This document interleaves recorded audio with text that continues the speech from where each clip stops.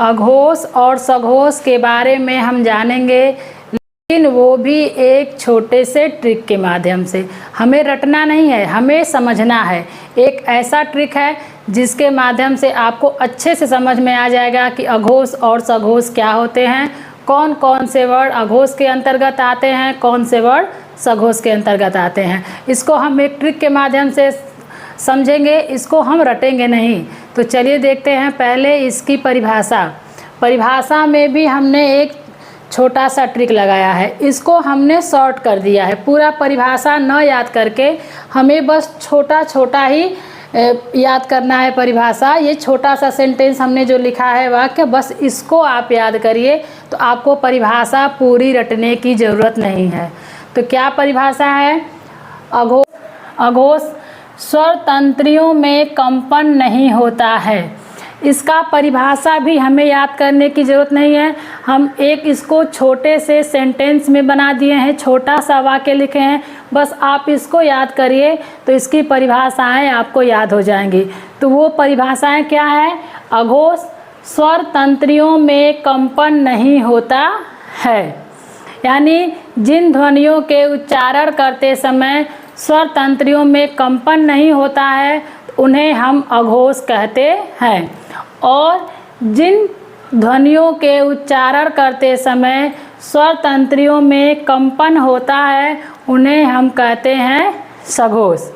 ठीक है, बस आप इतना ही याद करिए कि अघोष में स्वर तंत्रियों में कंपन नहीं होता है और सघोष में स्वर तंत्रियों में कंपन होता है। कब होता है? उच्चारण करते समय। उच्चारण करते समय व्यंजन वर्ण का उच्चारण करते समय स्वर तंत्रियों में कंपन नहीं होता है, उन्हें कहेंगे अघोष। और व्यंजन वर्ण का उच्चारण करते समय स्वर तंत्रियों में कंपन होता है तो इन्हें हम कहेंगे सघोष। ठीक है, ये ही है इनकी परिभाषाएं। अब हम देख लेते हैं कि कौन कौन से वर्ड इसमें आते हैं। तो अघोष में कौन सा वर्ड आएगा, इसका एक छोटा सा ट्रिक है। वो ट्रिक क्या है? ये 12। वो ट्रिक है 12। अघोष वर्ड का एक छोटा सा ट्रिक है 12। 12 हमने क्यों लिखा इसको चलिए देख लेते हैं। 12 यानी 1 और 2। तो ये जो स्पर्श व्यंजन का ये जो 25 वर्ड हैं, क वर्ग, च वर्ग, ट वर्ग, त वर्ग और प वर्ग, इनके नाम से ये वर्ग जाने जाते हैं। तो इसका पहला और दूसरा अक्षर, यानी कि क वर्ग का पहला और दूसरा, च वर्ग का पहला और दूसरा, ट वर्ग का पहला और दूसरा, त वर्ग का पहला और दूसरा, प वर्ग का पहला और दूसरा। तो ये जो अक्षर हैं ये किस में आएंगे? तो अघोष में आएंगे। कौन कौन से हैं? क, ख। क वर्ग का हो गया, च वर्ग का च और छ, ट वर्ग का ट, ठ, त वर्ग का त, थ और प वर्ग का प और फ। ठीक है, तो ये आएंगे पहला और दूसरा अक्षर। प्रत्येक वर्ग का पहला और दूसरा अक्षर किस में आएंगे? अघोष वर्ग में। इसके साथ तीनों स, उसमें व्यंजन के तीनों स। ठीक है, और एक आता है फ। बस इतना ही वर्ड है जो कि अघोष में आते हैं। कौन कौन सा? तो आप बस इसको याद करिए 12। ये जो 12 है यानी प्रत्येक वर्ग का पहला अक्षर और दूसरा अक्षर, और इसके साथ उसमें व्यंजन का ये तीनों स और उसके साथ आगत स्वर का फ।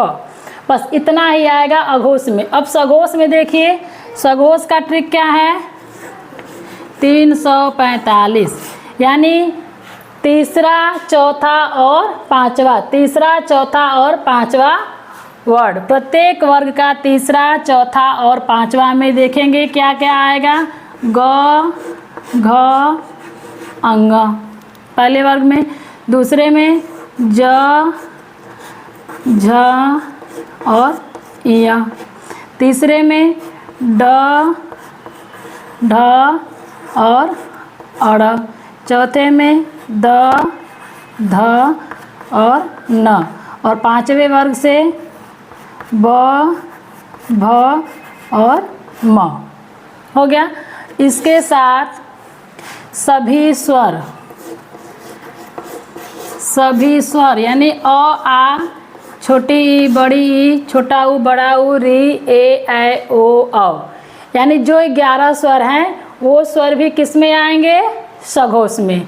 और इसके साथ अंतस्थ व्यंजन के य, र, ल, व और उष्म व्यंजन का ह।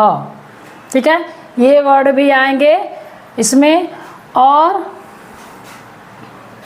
इसके साथ ये ड, ढ, ये भी वर्ड आएंगे सघोष में। तो अघोष में क, ख, च, छ, ट, ठ, त, थ, प, फ और उष्म व्यंजन के तीनों स और फ, ये आएंगे अघोष में। उसमें कौन कौन से वर्ड आएंगे? तो प्रत्येक वर्ग का तीसरा, चौथा, पांचवा, तीसरा, चौथा, पांचवा वर्ड और इसके साथ सभी स्वर, अंतस्थ व्यंजन के य, र, ल, व और उष्म व्यंजन का ह। ठीक है, उसके साथ ये जो द्विगुण व्यंजन है ड, ढ और आगत स्वर का आता है ज। ठीक है, तो इस तरह से आप याद करिए अघोष और सघोष। उसमें 12 यानी वर्ग का पहला और दूसरा अक्षर के सभी अक्षर और उसके साथ उष्म व्यंजन के तीनों स, आगत स्वर का फ, बाकी जो बच गया सभी सघोष। आप ऐसे भी याद कर सकते हैं कि प्रत्येक वर्ग का पहला और दूसरा अक्षर और उसके साथ उष्म व्यंजन का तीनों स और आगत स्वर का फ, ये बस इतना आएंगे अघोष में, बाकी जो बच गए सब सघोष में। तो मुझे उम्मीद है कि आपको ये अच्छे से समझ में आ गया होगा।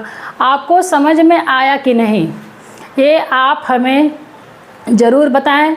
अगर आपको समझ में आया तो आप हमें लाइक करिए, और यदि आपको समझ में नहीं आया या फिर समझ में आया तो आप इसको कमेंट बॉक्स में भी लिख करके भेज सकते हैं, ताकि मुझे भी पता चल सके कि मैं जो पढ़ा रही हूँ वो आपको समझ में आ रहा है कि नहीं आ रहा है।